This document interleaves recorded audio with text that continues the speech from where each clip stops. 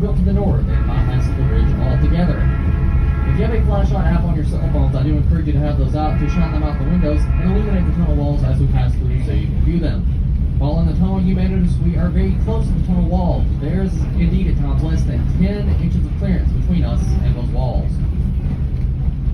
This tunnel is also very relevant for what we're going through in the world today. Of course, I'm referencing that pandemic again.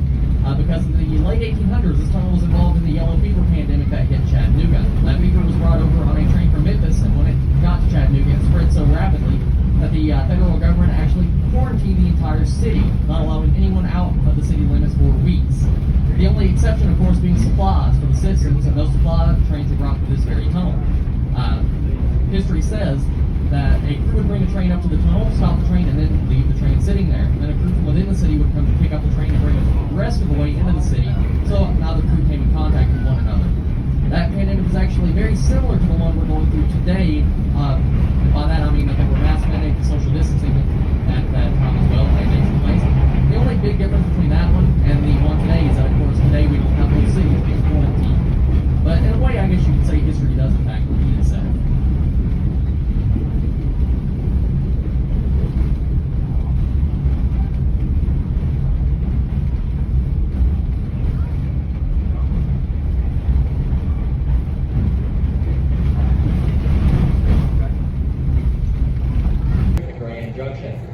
This table you're looking at here was constructed in 1916 by the American Bridge Company and was used by the Central of Georgia Railroad in Macon, Georgia.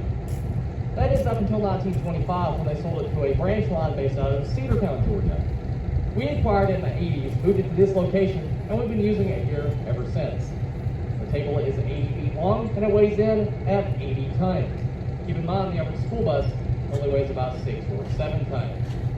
Now that locomotive there weighs in at about 115 tons. So when it's on the table here, the overall weight between the two is going to be sitting very close to 200 tons. So it may surprise you to know that this table was originally turned by hand. It was an Armstrong table.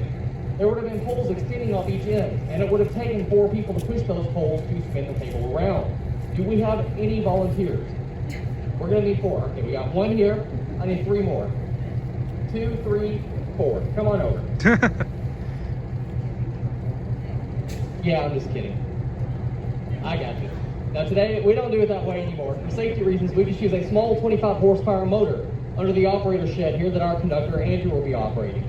Now keep in mind that when they were turning these tables by hand in the early 20th century, they weren't turning diesel locomotives, they were turning steam locomotives. And to give you a good example, the 4501 in front of the back shelf over there getting fired up, that one weighs in at 215 tons, so it would make closer to 300 tons that they were turning by hand.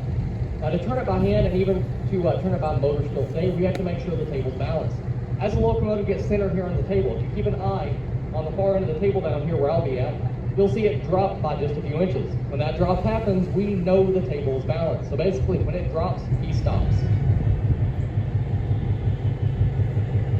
Our locomotive today is the 606, built in 1954 by General Motors Electromotive Division, or EMD, for the Chicago, Milwaukee, St. Paul, and Pacific Railroad, which is more famously known as the Milwaukee Road.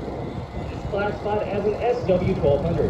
That SW stands for switching, meaning this locomotive was designed to move cars around at the yard, and the 1200 meaning that 12-cylinder engine produces 1200 horsepower. We acquired the locomotive in 2015 from the United States Navy, who owned it at the time, brought it to Chattanooga, and of course we've been using it for both our passenger training and our training ever since.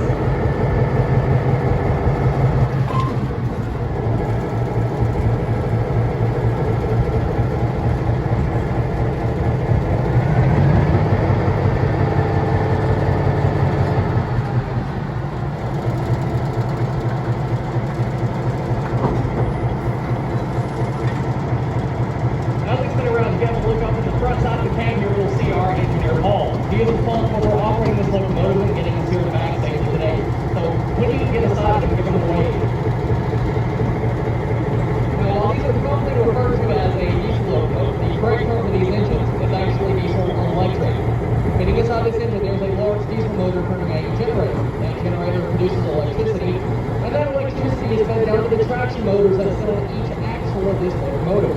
because those traction motors that are actually propelling the locomotive can be turned diesel or electric. Diesel locomotives have always been made that way, and that's the way they're still made today. Whether it's Norfolk Southern, CSX, or Union Pacific, those are all diesel electrics. The major difference between the locomotives built in 1954 and the ones being built today is that today's modern locomotives, of course, have computer systems in them that allow produce much more power and are much more fuel efficient. Now, the reason these locomotives would go on to replace the steam locomotive was for one reason, and that was money. The steam locomotives were much more expensive to operate all around. For example, those steam locomotives take much more time out to repair the also consumes quite a bit of money on purification for all the exterior parts of those locomotives. It also has more of a fuel, because steam locomotives require two fuel injections. And then, of course, the fuel on steam locomotives was working as well. Now, there is a misconception that power was reached, but that's actually not the case. Power is not a reason steam locomotives were replaced. In fact, most steam locomotives are much more powerful than their diesel locomotive counterparts today. For example, like I mentioned a few minutes ago, this locomotive here was built in 1954, but it only produces 1,200 horsepower. But that steam locomotive, the 4501, produces 2,500 horsepower for it being built in 1911. It was not until the mid-70s that diesel locomotives were able to reach that 2,500 horsepower point. A lot of you have probably seen from our political farming before. We are very often involved in music video and film production. For example, in the past, we were involved in music video production for both Johnny Cash and Western.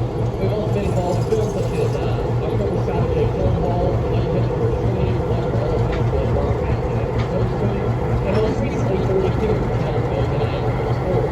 And also, on just about a yearly basis, we get documentaries sent to as well from places like History Channel, Travel Channel, and children's shows coming out as well. As you can see, our train currently sits on track 1, but we've run the locomotive up at track 2. That is so we can do a runaround. What that means is the locomotive is going to go past our train and then through a switch. We will then reverse to the switch back into track 1 and hook up to the other side of the train. So what was the front is now the back and vice versa. Now this time, since we've completed turning the locomotive around, if anyone has any questions, feel free to come and ask me at this time. I'll be happy to answer those for you. Now for those of you without questions, you can go ahead and start making